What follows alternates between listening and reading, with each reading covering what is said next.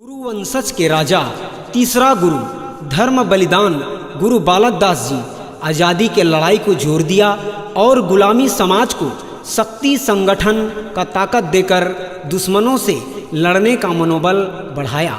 बाबा जी के संगठन ताकत को तोड़ने के लिए अंग्रेज शासन कपट फंदा डाला।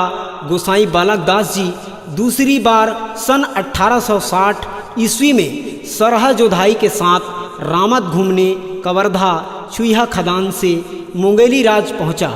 बाबा जी का रावटी चांदनी औरा बांधा सिवनी सियार में लगा जो दुश्मनों के आँख में नहीं समाया गया।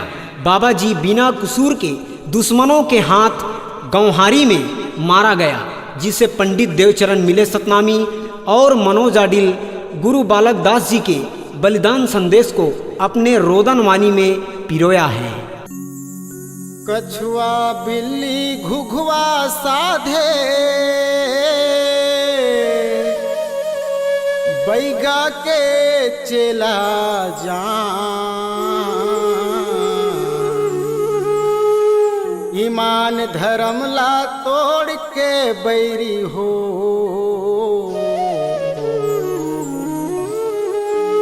घात ऊपर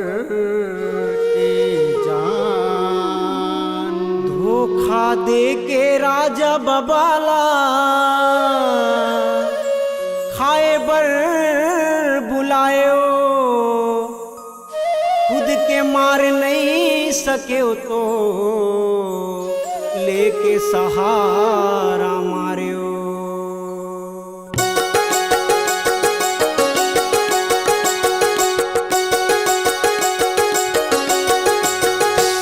कामार सकतर बैरी हो गुरु गोसाई बालक दासला, कामार सकतर बैरी हो गुरु गोसाई बालक दासला, कामार सकतर बैरी हो गुरु गोसाई बालक दासला, काछू सकतर बैरी हो गुरु गोसाई बालक दासला। पर का कर बेहोनी हर होके रही थे, पर का कर बेहोनी हर होके रही थे, हंस जो हत्यारा बांधा के सियार ला। कामार सकतर बैरी हो गुरु गोसाई बालक दासला, कामार सकतर बैरी हो गुरु गोसाई बालक दासला।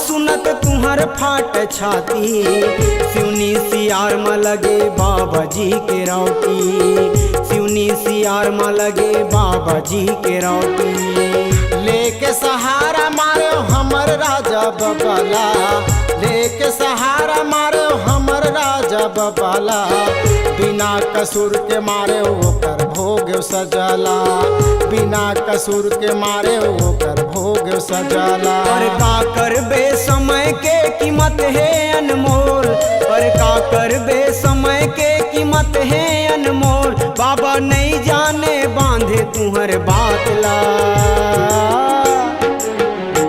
कामार सकतर बैरी हो गुरु गोसाई बालक दासला, कामार सकतर बैरी हो गुरु गोसाई बालक दासला।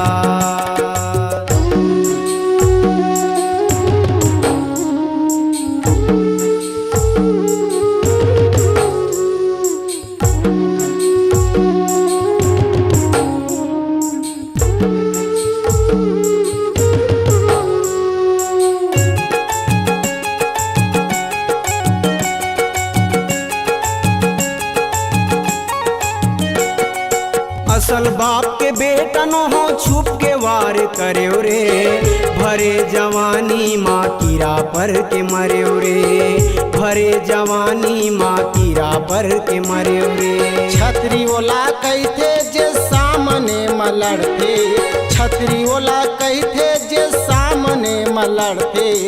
एक लाठी देते त 4 लाठी लेते, एक लाठी देते त 4 लाठी लेते। आज देव चरण मिले सतनामी बाबा बालक दास के, आज देव चरण मिले सतनामी बाबा बालक दास के। गावत हवाई इतिहास ला कामार सकतर बैरी हो, गुरु गोसाई बालक दास ला। कामार सकतर बैरी हो, गुरु गोसाई बालक दास ला।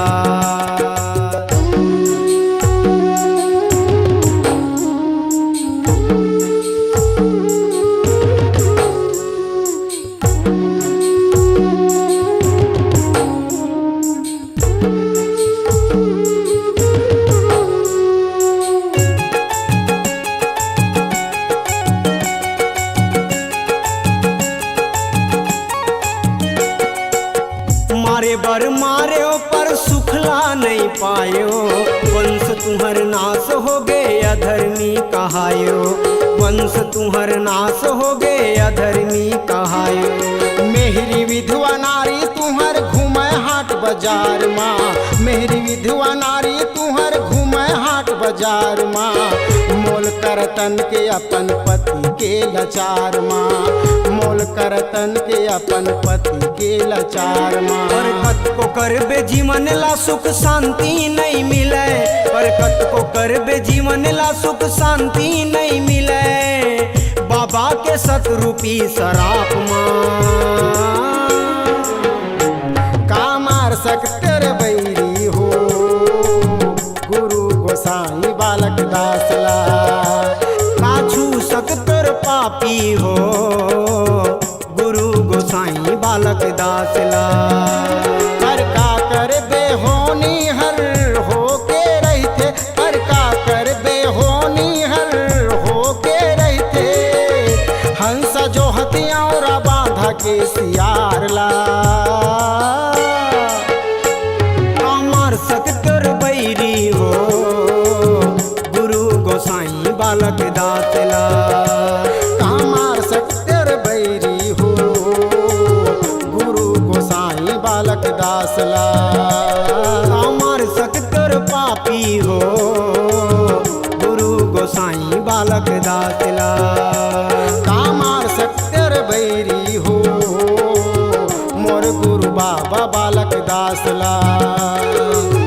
गुरु गोसाई बालक